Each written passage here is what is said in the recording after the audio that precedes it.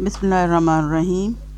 आज जो टॉपिक हम डिस्कस करने जा रहे हैं वो ये है, क्या मार्क्स और अच्छे ग्रेड ही कामयाबी की अलामत हैं? ठहरिए, सोचिए और समझिए।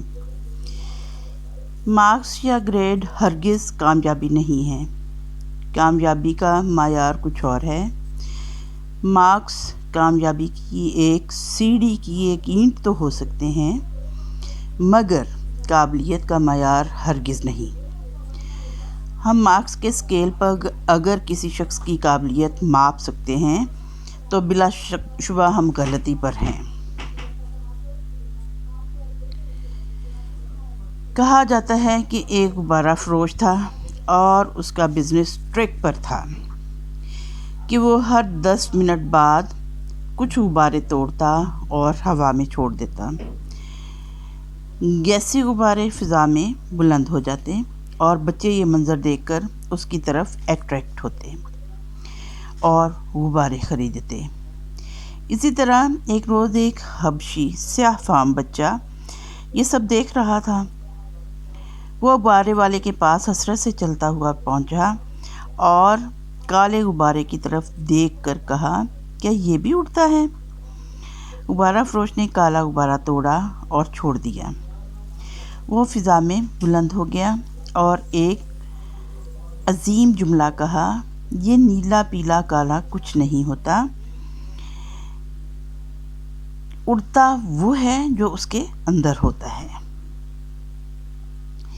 यानी अपेरेंटली अगर आप मार्क्स को देखते हैं तो अच्छे मार्क्स आ जाना किसी भी इंसान की कामयाबी की ज़मानत नहीं है, बल्कि देखना ये होता है कि उसके अंदर क्या है, उसकी शख्सियत कैसी है, इस पर डिपेंड करता है। कामयाब इंसान की कुछ सिफ़ात होती हैं। सबसे पहले ये कि वो हमेशा मेहनती होता है, मगर ज़रूरत पड़ने पर वो स्मार्ट वर्क करता है। वो ये जानता है कि स्मार्ट वर्क कैसे करते हैं, यानी सिचुएशन का इदराक रखता है। नंबर 2, एक कामयाब इंसान हमेशा स्ट्रॉन्ग बिलीव रखता है, यानी अपनी मेहनत पर और अपने रब के फजल पर। वो मायूसी से कोसों दूर होता है। नंबर 3, एक कामयाब इंसान हमेशा पॉजिटिव सोचता है और नाकामी का एनालिसिस करके कामयाबी की राह निकालता है। नंबर 4, एक कामयाब इंसान पछतावे से दूर रहता है। नंबर 5, कामयाब इंसान ज़िंदगी में कभी भी शिकवों को जगह नहीं देता। नंबर 6, कामयाब इंसान खुद मुश्किल में होने के बावजूद दूसरे की मदद करके तस्कीन पाता है।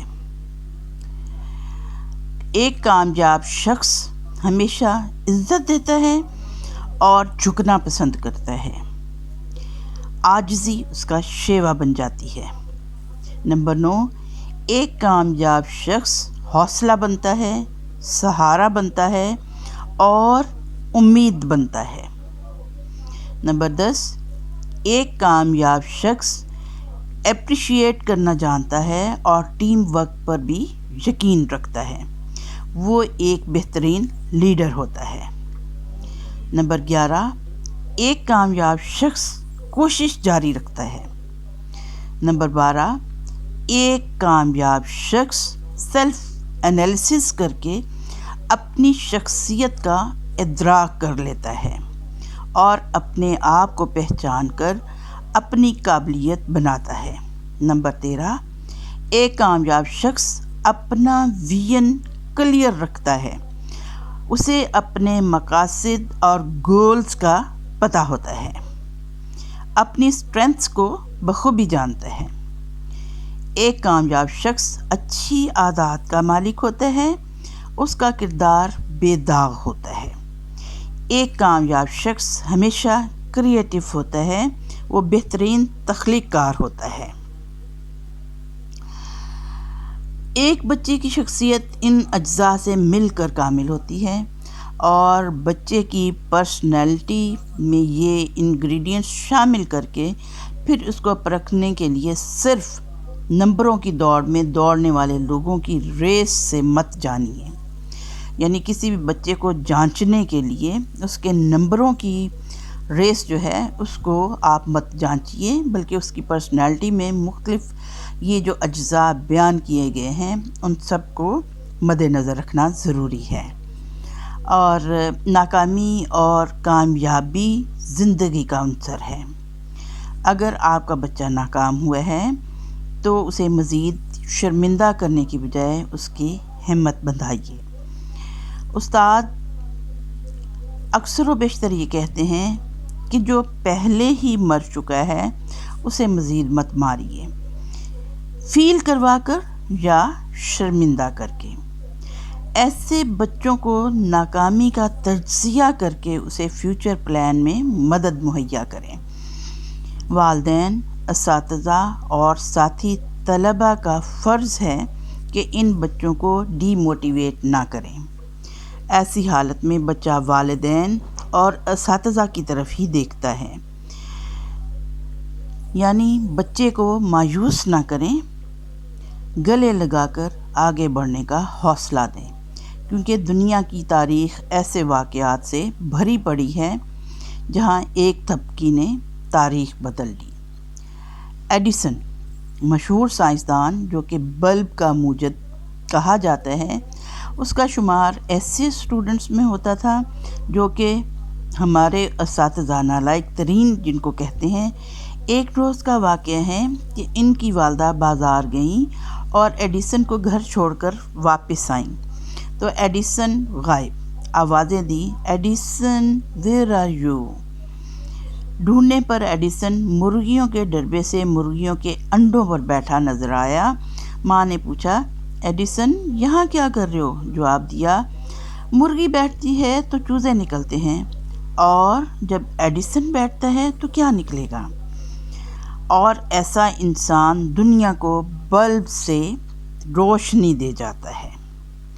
والدین کیسے اپنا رول ادا کر سکتے ہیں، اس کا ایک بہت بڑا لیسن اسی سائنسدان کی زندگی سے ملتا ہے.